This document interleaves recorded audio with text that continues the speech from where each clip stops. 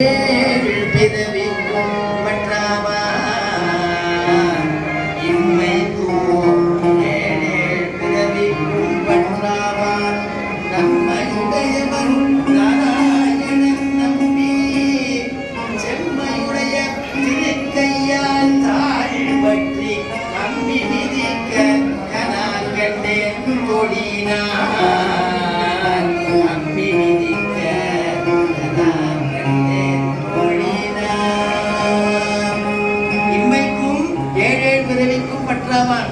எந்த ஜென்மா எடுத்தாலும் அப்பா ஆண்டாள் நினைக்கிறாளாம் கிருஷ்ணனையே அடைஞ்சிருக்கணும்னு நினைக்கிறாளாம். ருக்மிணி சொல்றா அந்த ஸ்லோகத்துல சதஜென்ம விஸ்யாத்துங்கிறா, 100 ஜென்மம் எடுத்தாலும் கிருஷ்ணனா ஒண்ணுதான் அடையணுங்கிறார். இங்க சொல்றா எட்டரைக்கும் ஏழேழு பிறவிக்கும் உண்டனோடு உற்றோமேயாவோ உனக்கே தேவகாரம் உனக்கே நாமாள் செய்வோம் மற்ற இடங்காமங்கள் மாற்றுன்னு கேட்கிறார். அப்படிப்பட்டதான் ஆண்டாள் இம்மைக்கும் ஏழேழு